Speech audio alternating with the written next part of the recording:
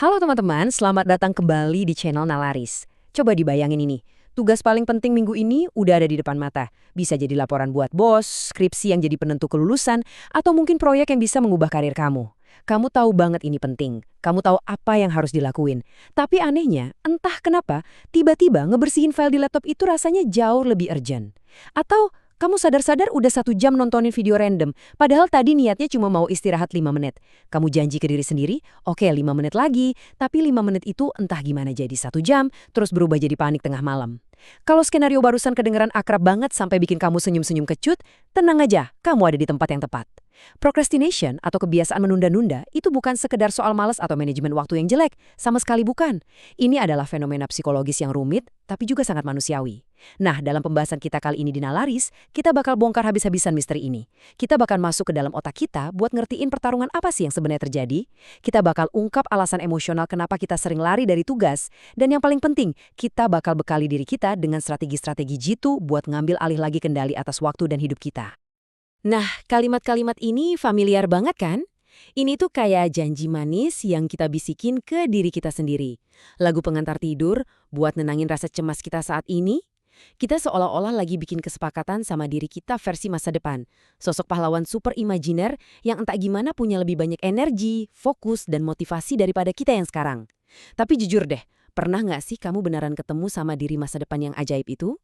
Kenyataannya, pas masa depan itu datang, kita ya tetap kita yang sama, cuma bedanya waktunya lebih mepet dan tingkat paniknya udah di level maksimal. Konsep ini sebenarnya ada namanya, time inconsistency, di mana otak kita itu secara alami lebih ngehargain hadiah kecil sekarang daripada hadiah besar nanti. Inilah gerbang utama menuju prokrastinasi. Yuk kita kupas bareng-bareng kenapa gerbang ini menggoda banget dan gimana caranya kita bisa bangun pintu yang baru. Jadi, apa sih sebenarnya prokrastinasi itu? Oke, kita lurusin dulu definisinya, karena ini penting banget. Prokrastinasi itu bukan sekedar nunda. Kalau kamu nunda naik gunung karena lagi ada badai salju, itu bukan prokrastinasi, itu namanya bijaksana. Kalau kamu nunda bales email karena lagi fokus ngerjain tugas lain yang lebih penting, itu juga bukan prokrastinasi, itu namanya prioritas. Prokrastinasi itu punya 2 bahan utama. Pertama, tindakannya itu sukarela. Kamu sadar milih buat ngelakuin hal lain. Kedua, kamu ngelakuin itu sambil sadar sepenuhnya kalau penundaan ini bakal bawa dampak negatif. Jadi ini tuh kayak tindakan sabotase diri yang irasional, di mana kita secara sadar milih kenyamanan sesaat, misalnya dengan nonton atau main game, daripada ngadapin ketidaknyamanan dari tugas yang seharusnya kita kerjakan. Dan karena ini diulang terus-terusan, dia bukan lagi sekedar tindakan, tapi udah jadi sebuah pola, sebuah kebiasaan. Terus pertanyaan besarnya, apakah ini sama aja dengan malas? Jawabannya, beda banget. Dan ini perbedaan yang krusial. Malas itu sifatnya pasif. Orang yang malas itu cenderung emang nggak mau ngapa-ngapain dan mereka ya nyaman-nyaman aja dengan kondisi itu. Nggak ada tuh konflik batin. Sebaliknya, prokrastinasi itu adalah sebuah proses yang sangat aktif. Seorang penunda itu sebenarnya pengen banget ngerjain tugasnya. Mereka bikin to-do list, mereka niat mau mulai, tapi ada sesuatu yang nahan mereka buat beneran gerak. Hasilnya, mereka sama sekali nggak nyaman. Mereka justru dihantui rasa bersalah, cemas, dan stres yang nggak hilang-hilang karena mereka tahu ada sesuatu yang seharusnya mereka kerjain. Jadi ini bukan soal kurang niat atau etos kerja. Ini tuh gejala dari sebuah pertarungan psikologis yang jauh lebih dalam. Pertarungan kayak apa sih yang terjadi di kepala kita? Yuk kita lihat lebih dalam. Nah, sekarang kita masuk ke bagian intinya nih. Kita akan jalan-jalan ke dalam mesin paling rumit di alam semesta, yaitu otak kita. Kenapa sih organ yang bisa ngirim manusia ke bulan dan menciptakan karya seni yang luar biasa ini kok sering banget kalah sama godaan buat nonton video kucing lucu? Jawabannya itu ada di sebuah konflik internal, semacam perang saudara antara 2 bagian otak kita yang punya agenda yang beda banget. Ini adalah pertarungan klasik antara kepuasan instan melawan penghargaan jangka panjang. Jadi di dalam otak kita itu ada pertarungan yang terjadi terus-menerus. Coba bayangin ada 2 karakter di dalam kepala kita. Pertama ada yang namanya sistem limbik. Anggap aja ini anak balita impulsif di kepala kita. Dia nggak peduli sama masa depan, dia cuma peduli sama sekarang. Dia pengen seneng-seneng, pengen nyaman, dan pengen ngehindarin rasa sakit saat ini juga. Dialah yang teriak-teriak minta dopamin dari notifikasi media sosial atau kenyamanan dari rebahan di sofa. Di sisi lain, ada korteks prefrontal. Nah, ini sisi IO-nya, bagian otak yang dewasa dan rasional yang tugasnya merencanakan, bikin strategi, dan mikirin konsekuensi jangka panjang. Dialah yang bilang, kita harus kelarin laporan ini biar bisa dapat promosi. Prokrastinasi itu adalah momen di mana si balita impulsif ini berhasil ngebajak kemudi dari sisi IO. Otak kita itu emang dari sananya diprogram untuk lebih milih hadiah kecil yang pasti sekarang daripada hadiah besar yang masih abstrak dan jauh di masa depan. Selain pertarungan di otak tadi, ada lagi nih pendorong psikologis lain yang gak kalah kuat. Sering banget akarnya itu adalah emosi. Pertama, takut gagal. Gimana kalau hasil kerjaanku jelek? Gimana kalau orang lain ngetawain aku? Dengan cara nggak memulai, kita sebenarnya lagi ngelindungin ego kita dari kemungkinan dinilai dan dikritik. Rasa takut ini seringkali sembunyi di balik topeng yang lebih keren, yaitu perfeksionisme. Kita nggak bilang, aku takut gagal. Kita bilangnya, aku lagi nunggu inspirasi. Atau aku bakal mulai deh kalau moodnya udah pas.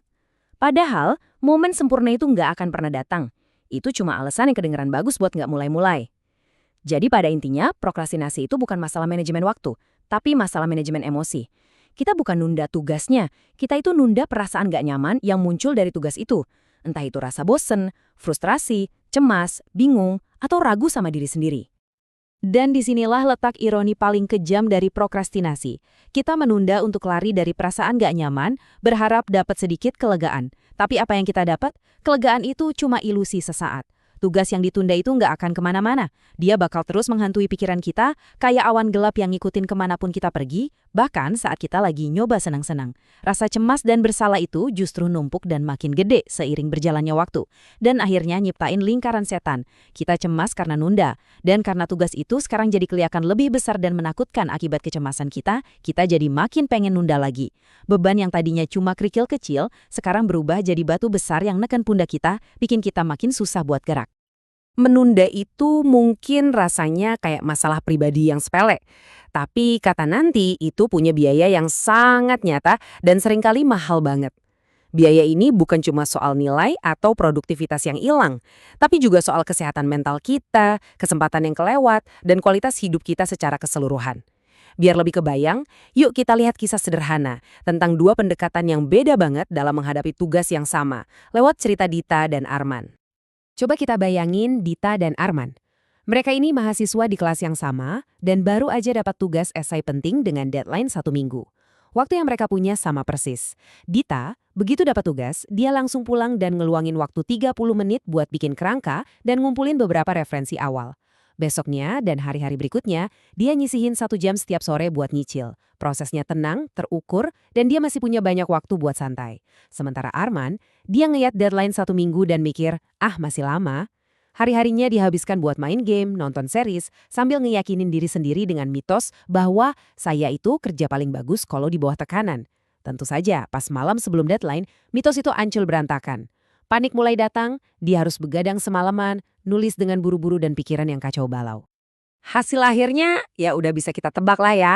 Dita ngumpulin tugasnya dengan perasaan percaya diri.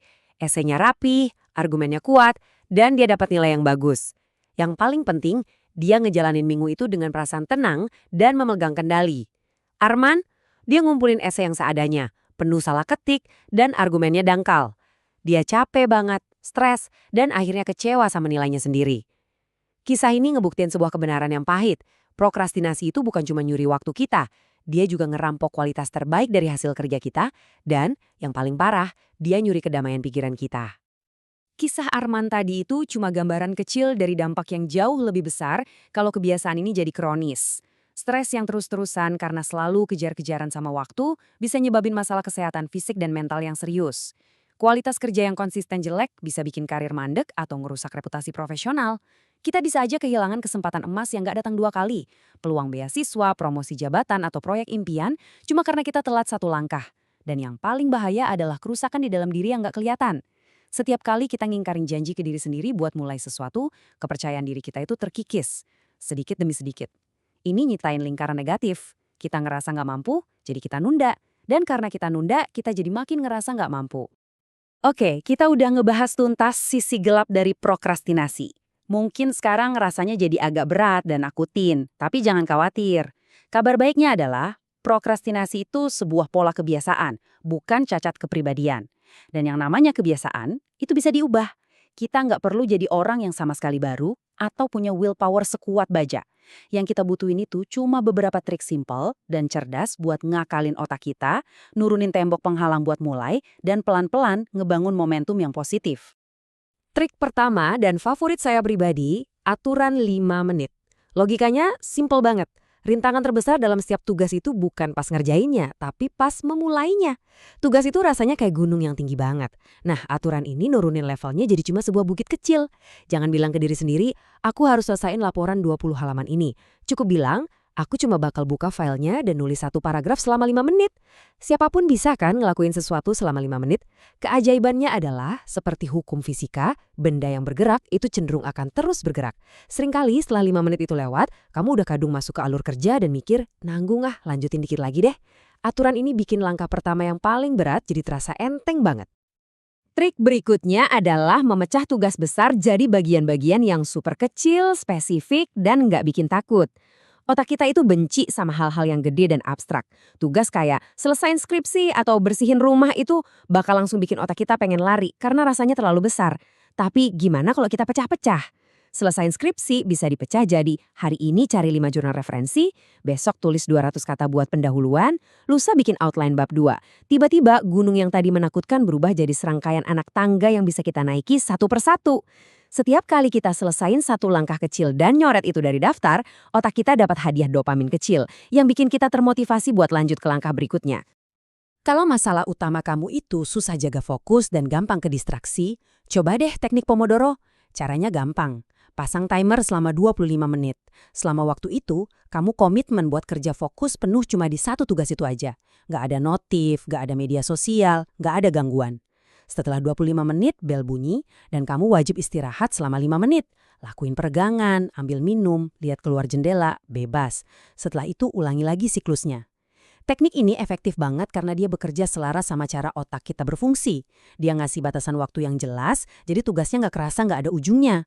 Kamu tahu istirahat bakal segera datang, yang bikin lebih gampang buat fokus, dan ini juga ngebantu ngelola energi mental kamu biar nggak cepet capek.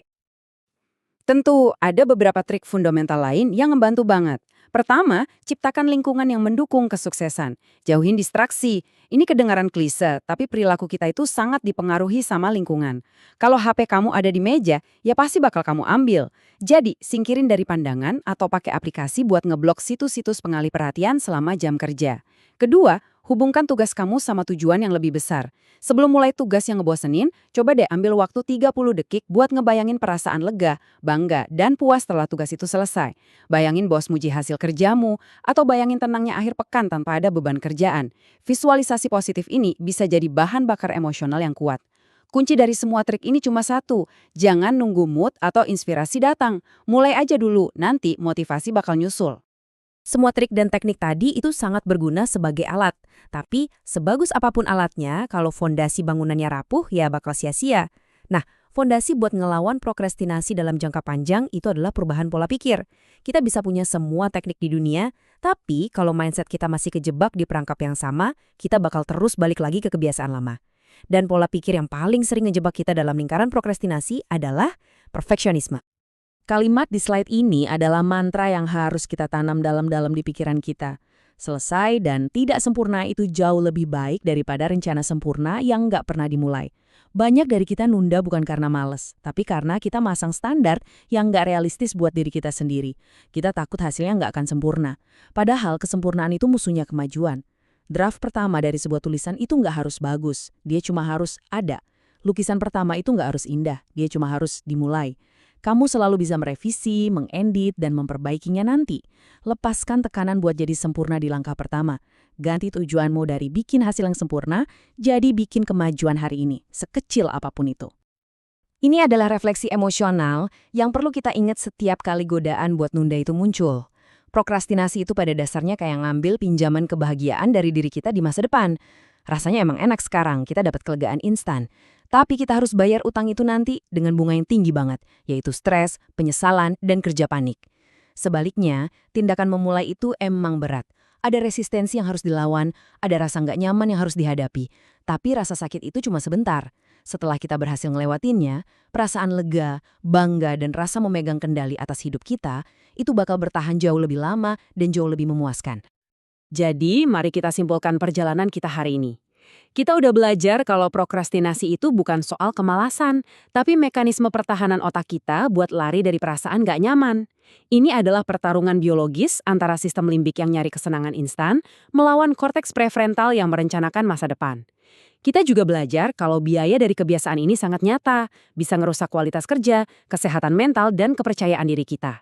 Tapi yang terpenting, kita tahu kalau kita bisa ngelawan balik. Solusinya bukan dengan maksa diri lebih keras, tapi dengan kerja lebih cerdas. Mulai dari yang super kecil pakai aturan 5 menit.